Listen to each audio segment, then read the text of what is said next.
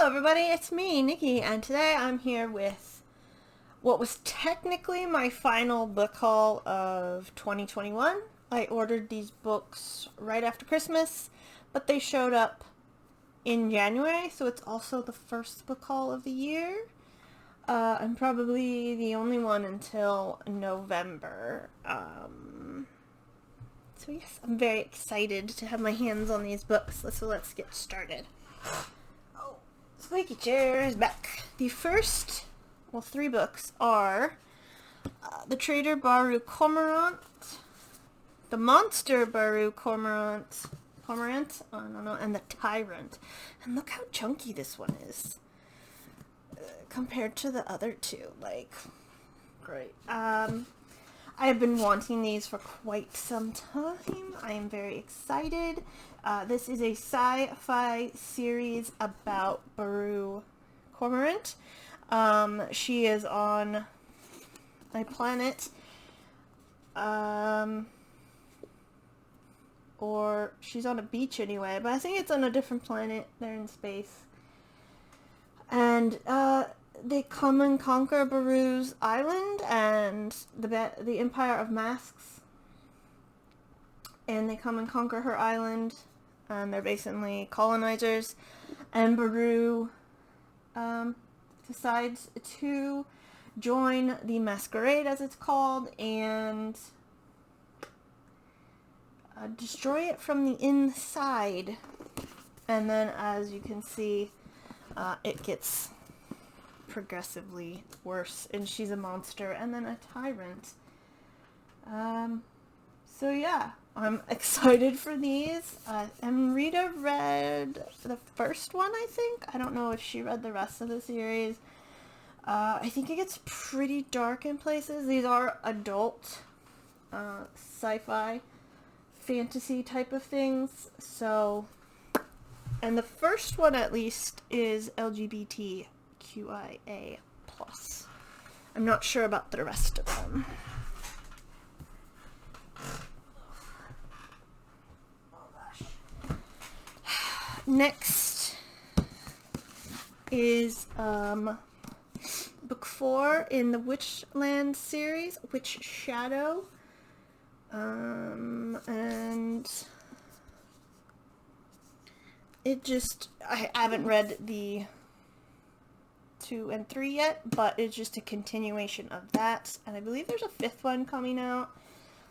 And our two main characters, the two main girls anyway, there might be more POVs, are just, you know, out to save the world.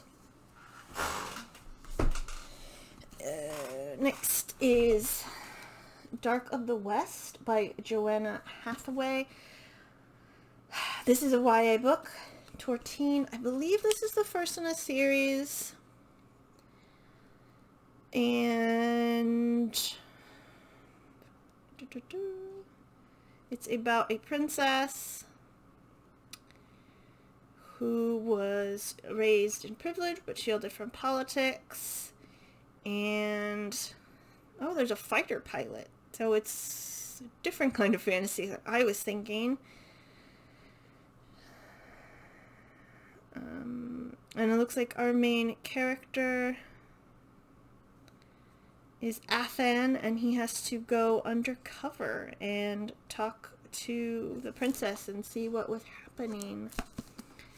But there's conflict and feeling and emotions. I'm pretty sure I've heard of this before, but I can't remember where. But yeah. Oh, there's a plane on it. I didn't know. I thought it was just like a sword and sorcery fantasy. Not like, I didn't know there were planes in it. That's cool. Wasn't expecting that. Next I have A Hero Born by Jin Young. This is The Legends of the Condor Heroes, book 1, and it is translated by Anna Holmwood. This is Chinese originally, and apparently he is a true phenomena in the Chinese-speaking world. He is enormously popular martial arts novels have become modern classics. I saw this. I might have seen the cover on Goodreads and I was like, ooh, that's interesting. So this is about... Ooh, I'm not going to pronounce... okay, I'll try.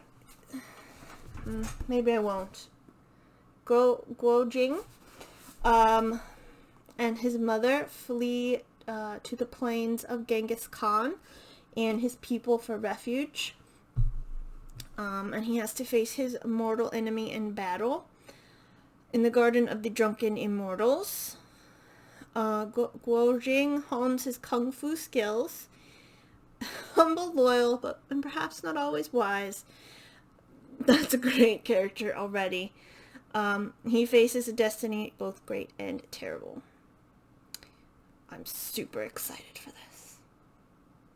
300 million copies sold worldwide. I don't know. I'm super excited for this. It's, I'm really enjoying, fantasy, like Asian fantasy, I guess you would call it. Or, like, because this is historical. Genghis Khan was a real person, obviously. And this is a bit fantasy. I love it. It's nice to read something other than white person fantasy, basically. Next, I have The Waking Land by Callie Bates. Ooh. Oh, look at that cover. It's gorgeous. Oh, there's a pistol right there. I didn't notice that. And this is about... just looking at the leaves that go around the end papers. This is about Lady Ilana, who's devoted to a king, but he dies and she's accused of his murder. Typical. And so she has to go home to a place of magical legends. She's forced to reckon with her estranged father. And she must also face the truth about the forces that she's always denied, powers within her. And she's trapped between divided loyalties. I mean... And then I've seen the covers for the other books as well. And they all have this sort of figure with... I think the second one is like red, like it's on fire. And then the third one is like blue. They're just... I just love that cover so much. Ugh, okay. These next one's up. Next is The Unspoken Name by A.K. Larkwood. I think this one is LGBTQIA. I think it's this one. There's another one that has a similar-ish, like, black cover with a thing and fire and text that is, I'm also think of, but it's just similar-ish. And this, I believe, is an adult. It might be a YA, but I think it's adult. And this is about...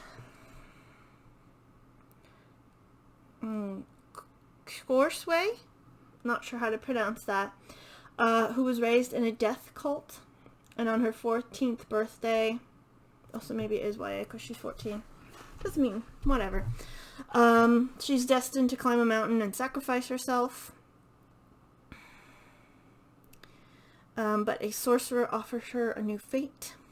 She gets to live, but she has to go with him. She has to turn away from her destiny and her god to become the sorcerer's thief, spy, and assassin, priestess, assassin, traitor. But she will soon learn gods remember, and if you live long enough, all debts come due. I like that a lot. Next is City of the Beasts by Isabel Allende. Memories of the Eagle and the Jaguar, Book 1. I believe this is a YA, book. It is about 15-year-old Alexander Cold. And he's going to join his grandmother for International Geographic. I see what you've done there. To the Amazon. And he meets a celebrated anthropologist, a local guide and his daughter, and a doctor. To document the legendary Yeti of the Amazon, known as the Beast. I think if it's in the Amazon, it's not called a Yeti. Like in America, it's the Bigfoot, and in the cold mountainous places is a Yeti. Probably not called a Yeti in the Amazon. And then he's amazed to discover much more. He draws on the strength of a jaguar and the eagle. They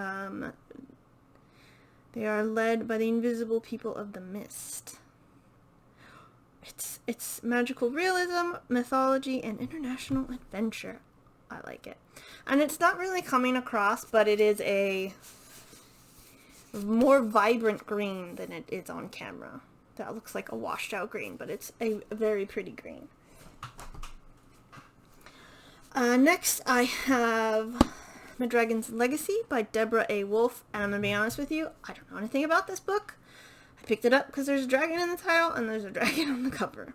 I am a very simple woman. You give me dragons and I'm in.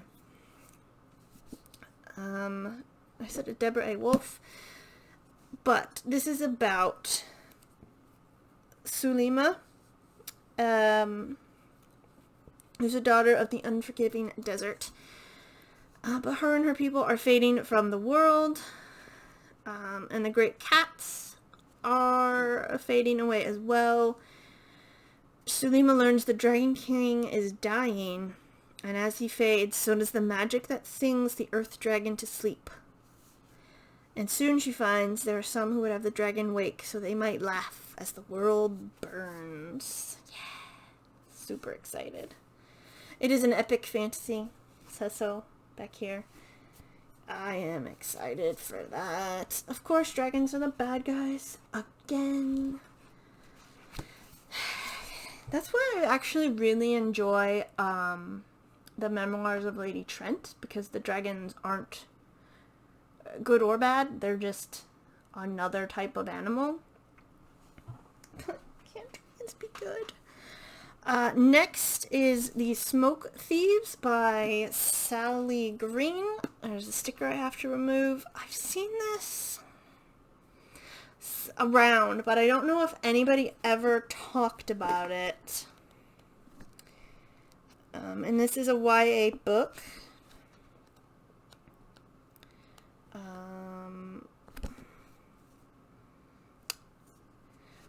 This is all it says on the back. Revenge, romance, power, money, magic. What are you fighting for? Looks like those are our main characters. They also look a bit like chess pieces. So that's interesting. Oh, here we go. The Smoke Thieves. Oh, is it like, is it a heist? Oh, I love a heist. I love a heist. A shrewd princess, an idealistic soldier, a radicalized servant, a streetwise demon hunter, and a charming thief. As war approaches, they must navigate a tangled web of political intrigue, shifting alliances, and forbidden love in order to uncover the dangerous truth about the strangely powerful smoke that intertwines their fate. I love it. And if it's a heist, extra good. Ooh, it's got a map.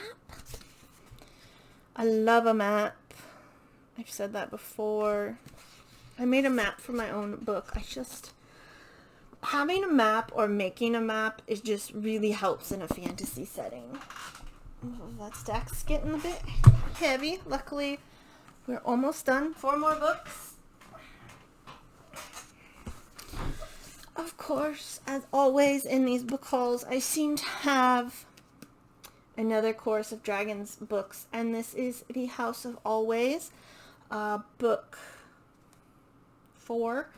Look at that friggin' octopus. Look how scary it is. That's almost as scary as that elephant on book 3. Look at that. The red eyes. Yeah, that's gonna fucking eat you.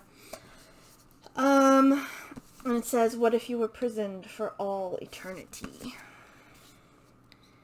And this, again, is a continuation of the series, so I can't really tell you what it's about. But Kieran, I think that's how you say it, from the first book, is still in danger, and he's willing to sacrifice everything, but the cost may prove too high for his allies. Can they save the world while saving Kieran, or will they be forced to watch as he becomes the very evil they have sworn to destroy? And I believe the 5th and final book comes out later this year, or it's already out. I'm not sure. I'll have to look it up. I think it's the 5th book. But yeah, I'm super excited about that. Put that down there. Next, I have The Rule of Wolves by Leigh Bardugo. This is the second in the King of Scars duology, and look at that chonky. Look at that chonky book. I love it. It looks like there's 2 more books in the Grishaverse I don't have. But I think one is a short story collection. I don't know what this other one is. The Severed Moon. And this, I've read maybe a third of the King of Scars. I'll probably just start it over since I don't remember what was happening. But again, it's a continuation. The wolves are circling and Ravika's time is running out. So obviously, shit went bad in the end of the first book, as per usual. Oh no, there's another book I don't have, but I think that's just an anthology as well. I'll have to look up The Severed Moon. So yeah, I'm excited, because this one is about Nikolai, who I love. The first 2 are about Nikolai and a couple other characters. I love Nikolai. That's one reason I haven't watched the show, because he's not in it. I'm petty that way. And then finally I have book 2 and 3 in the... I have it. Hang on. Something Dark and Holy series. Ruthless Gods and Blessed Monsters. I really enjoy all 3 covers. I have Wicked Saints down here. They really sort of, without even reading the book, you can tell it's not going to be, it is YA, but it's pretty dark. So, because these are gothic, I believe. This is the second one, and obviously after the first book, shit went bad, so this, the group is trying to figure stuff out, and I assume they come to the conclusion in the 3rd book. The girl, the monster, the prince, and the queen. They broke the world, and some things can never be undone. Oh, I think it's gonna get messy. It's gonna get messy. I don't know if I'm going to keep these after I read them. I have heard some pretty not so great things about how Emily A. Duncan treats or depicts Jewish people, or what could be classified or coded as Jewish people, but I'll read that for myself, because I think I've talked about this before. I'm not always great with, like, if it's not an overt trope, like in the Hobbit, the Harry Potter series, I didn't realize when I was first reading and watching that the goblins were like Jewish parallels. That didn't click in my brain. So we'll see. But I will always continue to point that out when I talk about these books. So yeah, that is my haul. I am super pleased about it. I'm so happy. I get to start and finish series, and it'll just be fantastic. Anyway, let me know if you've read any of these books or you want to read any of the books. Just let me know. Yeah. Okay. Thank you very much for watching. I hope you enjoyed the video. I hope you're having a lovely day. And I'll see you in the next one. Goodbye.